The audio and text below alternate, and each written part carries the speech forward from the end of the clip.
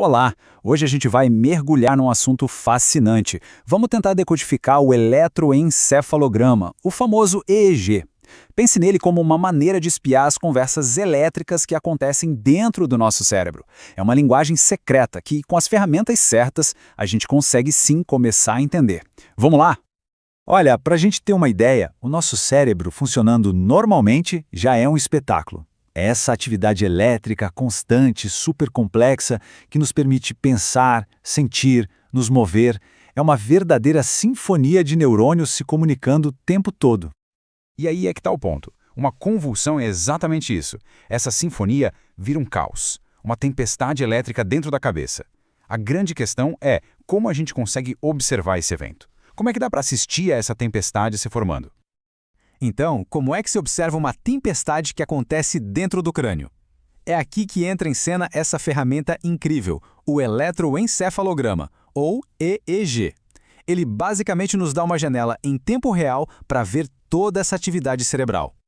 Tecnicamente falando, a eletroencefalografia é um exame essencial na neurologia. O objetivo principal dele é justamente avaliar a atividade elétrica do cérebro para achar qualquer anormalidade, especialmente para entender e diagnosticar convulsões. Mas ouvir o cérebro não é uma coisa só. A forma como a gente posiciona os nossos microfones, que são os eletrodos, muda completamente o que a gente consegue escutar. Vamos dar uma olhada nas principais ferramentas que temos para isso.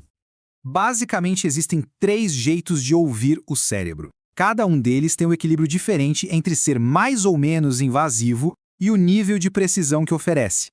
Então a gente tem os eletrodos de superfície, que são, de longe, os mais comuns, e depois os métodos invasivos, os eletrodos corticais e os de profundidade. A diferença entre eles é crucial para entender o que os médicos estão procurando. O ponto-chave aqui é o seguinte: os eletrodos de superfície, os mais usados, ficam colados no couro cabeludo, não são invasivos e dão uma boa visão geral. Agora, os eletrodos corticais e de profundidade são outra história. Eles são invasivos, precisam de cirurgia. E por quê? Porque eles são colocados diretamente no cérebro, ou bem em cima dele. Isso dá uma visão absurdamente precisa de onde a convulsão começa, o que é vital para planejar uma cirurgia, por exemplo. Certo? Agora que a gente já sabe como os sinais são captados, como é que a gente traduz aquelas linhas todas, aquele emaranhado de ondas, em informação útil? É quase como aprender um idioma novo. E olha, se você é estudante e quer se preparar de verdade para decifrar informações complexas como essa, entra agora em medicob.com.br, baixa o app e aproveita o maior banco de questões do Brasil, com provas anteriores de todas as instituições, questões comentadas, resumos práticos, aulas completas e flashcards prontos para revisar onde quiser. O gráfico do EEG pode parecer confuso, mas ele tem uma lógica bem clara. Dê uma olhada aqui. Os números ímpares se referem sempre ao lado esquerdo da cabeça, os pares ao lado direito. Simples. As letras F, P, O e T são as iniciais dos lobos cerebrais: frontal, parietal, occipital e temporal. Isso cria um mapa bem preciso de onde cada atividade elétrica está acontecendo. Ok, o mapa a gente já entendeu, mas e o terreno? O que a forma, a velocidade, a aparência daquelas ondas nos dizem sobre o que está rolando no cérebro? Vamos começar pelas mais rápidas, as ondas beta. Elas aparecem quando a gente está acordado, alerta, prestando atenção. Agora, num EEG de convulsão, uma atividade beta muito forte também pode ser um ruído, sabe? Pode ser o artefato da contração dos músculos do paciente e não atividade cerebral. Descendo um pouco a frequência, a gente encontra o ritmo alfa. Pensa nele como o modo de descanso do cérebro acordado. Se a pessoa está calma, de olhos fechados, as ondas alfa dominam. Mas é só abrir os olhos ou se concentrar em alguma coisa que elas, somem. Deixando o cérebro ainda mais lento, chegamos nas ondas teta. Elas são totalmente normais durante um sono mais leve, por exemplo. O problema é se essas ondas lentas aparecem com a pessoa bem acordada. Aí pode ser um sinal de alerta indicando algum problema ou o efeito de sedação. E no extremo da lerdeza, temos as ondas delta. Elas são as ondas do sono profundo, aquele sono reparador, super importante para a gente.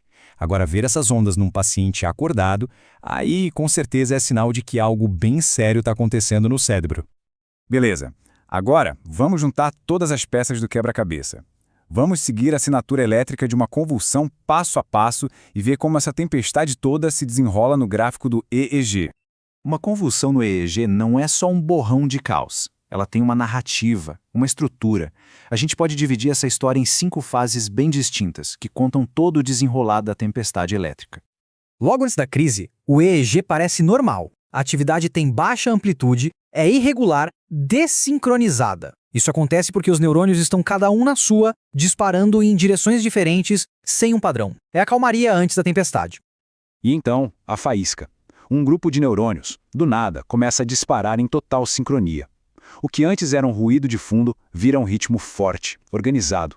Essa é a descarga inicial, o comecinho da convulsão, que muito rápido começa a se espalhar para as áreas vizinhas do cérebro. Aqui é o auge da tempestade. O EEG mostra picos de alta voltagem e ondas lentas por todo o cérebro. Essa atividade elétrica generalizada, supersincronizada, é o que causa os movimentos de espasmo, a fase clônica que a gente vê do lado de fora. Mas tão importante quanto a tempestade em si é a calmaria que vem depois.